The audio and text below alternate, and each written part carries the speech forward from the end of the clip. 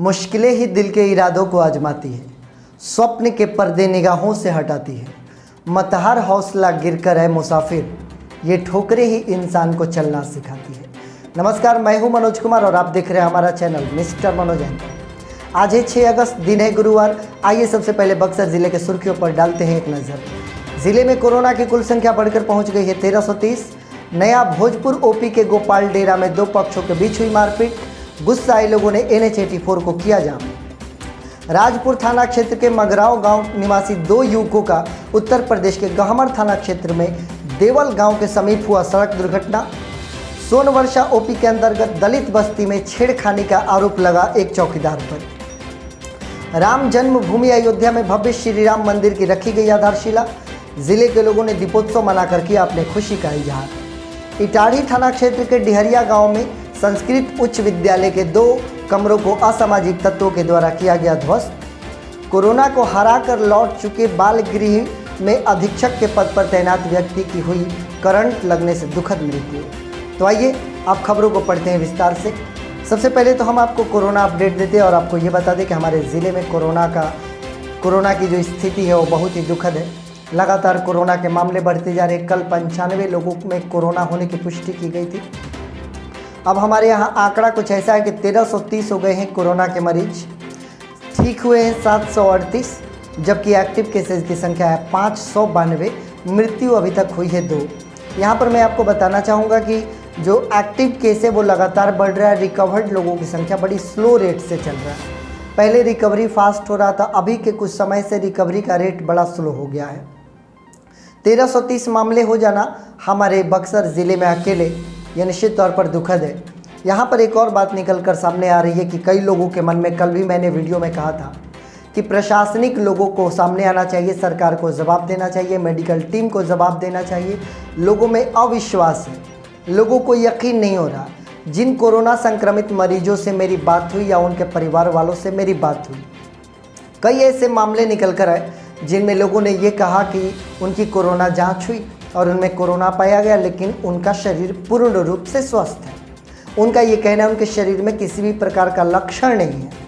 चलिए, माना कि ऐसा हो सकता है कि बिना लक्षण के शरीर में कोरोना हो, फिर उन्हें आइसोलेट किया जा रहा है, 10 दिनों तक उन्हें आइसोलेशन सेंटर में रखा जा रहा है। फिर उन्हीं लोगों का ये कहना है कि 10 दिनों के पश्चात बिना कोई कोरोना टेस्ट किए हुए, बिना नेगेटिव होने का सर्टिफिकेट दिए उनको हॉस्पिटल से डिस्चार्ज कर दिया जा रहा है। तो निश्चित तौर पर ये एक बड़ी कमी निकल कर सामने आ रही है। फिर अगर लोगों का विश्वास कोरोना पर से उठ रहा है, लोगों को इसमें धांधली नज़र आ रही है, तो लोगों का कोई दोष नहीं है। निश्चित तौर पर अगर आप बिना चेक किए अगर किसी को नेगेटिव करार देकर घर वापस लौटा दे रहे हैं, इसका मतलब कि वो व्यक्ति कहेगा ही कि मुझे कोरोना नहीं था, मुझे जानबूझकर आइसोलेशन सेंटर में रखा गया। यह एक बड़ी कमी निकल कर आ रही है और यह कमी केवल हमारे बक्सर ज़िले में ही नहीं है, यह कमी हर जगह है। कोरोना है और कोरोना के प्रति मैं लगातार लोगों को जागरूक करते रहा हूँ, लेकिन अगर ऐसी कमियाँ होंगी और ऐसे हमारे कोरोना संक्रमित लोगों के साथ अगर ऐसा किया जाएगा तो निश्चित तौर पर लोगों में अविश्वास, असंतुष्टि आएगी और लोग इसका विरोध करने को विवश हो जाएंगे। मैं आशा करूँगा कि इस पर संज्ञान लिया जाए और देखा जाए कि किस प्रकार से मरीजों को डिस्चार्ज कर दिया जा रहा है बिना नेगेटिव का सर्टिफिकेट दिए हुए। खबरों को आगे बढ़ाते हैं। नया भोजपुर ओपी में एक गांव आता है जिसका नाम है गोपाल डेरा।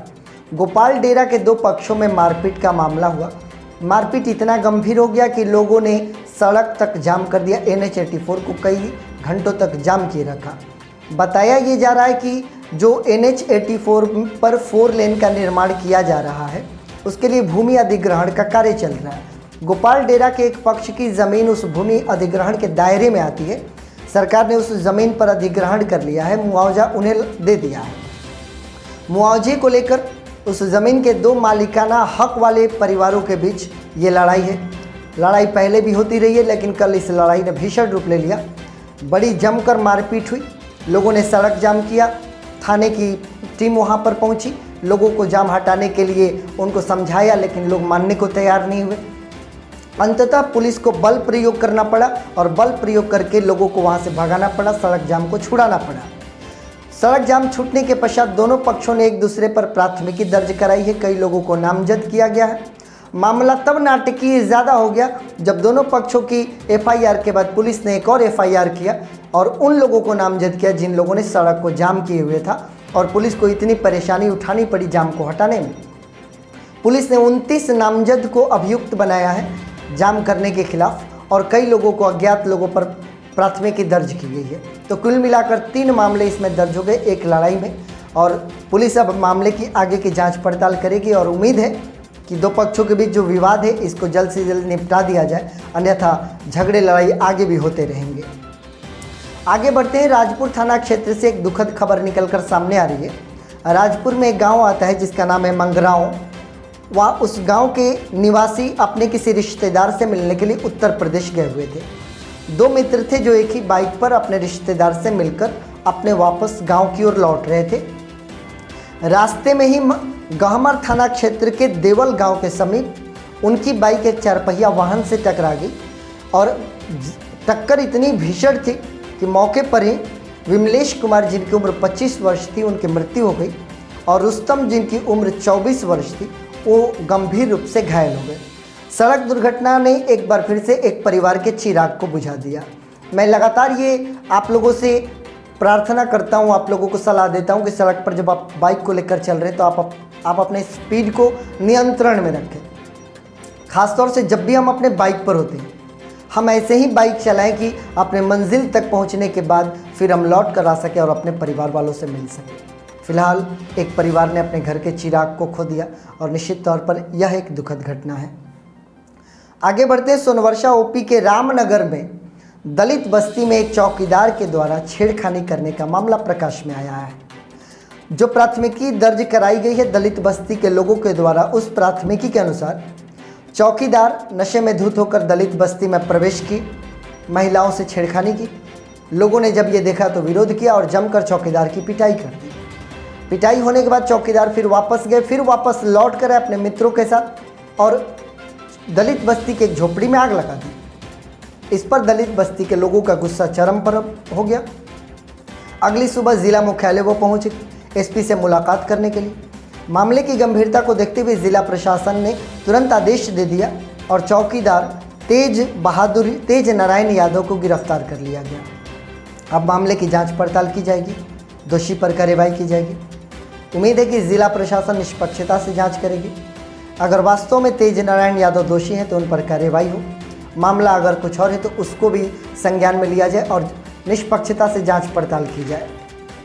खबरों को आगे बढ़ाते हैं। कल अयोध्या में राम जन्मभूमि पर भव्य श्री राम मंदिर की आधारशिला रखी गई। वर्षों का इंतजार कई लोगों का समाप्त हुआ। हमारा बक्सर ज़िला अयोध्या से कहीं ज़्यादा जुड़ा हुआ है।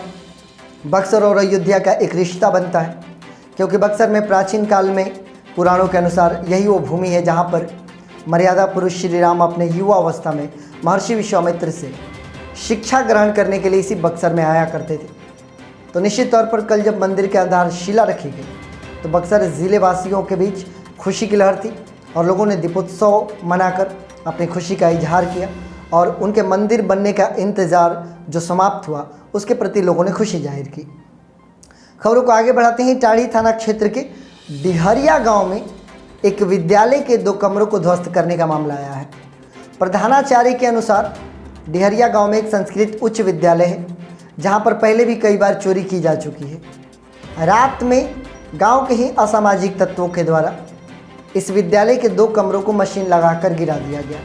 प्रधानाचार्य का यह कहना है कि गांव में कुछ ऐसे असामाजिक तत्वों के लोग रहते हैं जो नहीं चाहते कि गांव में शिक्षा का माहौल हो, इसी वजह से इस विद्यालय के 2 कमरों को गिरा दिया गया। निश्चित तौर पर शिक्षा के मंदिर पर आक्रमण होना हमारे सभ्य समाज के लिए एक दाग के समान है और ऐसे आपराधिक घटनाओं की पुनरावृत्ति तो अवश्य नहीं होनी चाहिए। आशा करते हैं पुलिस के पास अगर ये मामला पहुंचा होगा तो पुलिस इस मामले में संज्ञान लेगी और आगे ऐसी घटना ना हो इसका ख्याल रखेगी। तो ये हमारे बक्सर ज़िले का अपडेट है। मुख्य तौर पर कोरोना से संबंधित जो बातें निकल कर आई है मैं बड़ा उससे क्षुब्ध हूँ। जो लोगों से मैंने सुना, जो कोरोना संक्रमित लोगों से मैंने सुना, उसको लेकर मुझे अपने दर्शकों के द्वारा लिखी गई बातें वास्तव में सच लगने लगी। मैंने पूरा कोशिश किया कोरोना काल में अपने वीडियोज़ के माध्यम से लोगों को जागरूक करने की, लोगों को इस बात के लिए मनाया कि आप कोरोना को मानिए, कोरोना के इस दौर में बहुत ही ज़्यादा सतर्क रहिए। लेकिन अगर ऐसी घटनाएं अगर हो रही हैं, बिना लक्षण के कोरोना निकल जाना और बिना जांच के वापस लौटा देना, यह निश्चित तौर पर दुखद है। देखते हैं आगे क्या होता है। फिलहाल इस कोरोना काल में फिर भी मैं कहूँगा, चाहे कुछ भी हो, लेकिन कोरोना है और मैं अपने आप को बचा के रखता हूँ, इसलिए आप सभी अपने आप को बचाने का प्रयास करें। हम आपके और आपके परिवार के मंगलमय स्वास्थ्य की कामना करते हैं। आप सकुशल रहें, सुरक्षित रहें, मोस्ट इम्पॉर्टेंटली कोरोना से बचे रहें। आप हमारे साथ बने हुए हैं, इसके लिए आप सभी का बहुत बहुत धन्यवाद।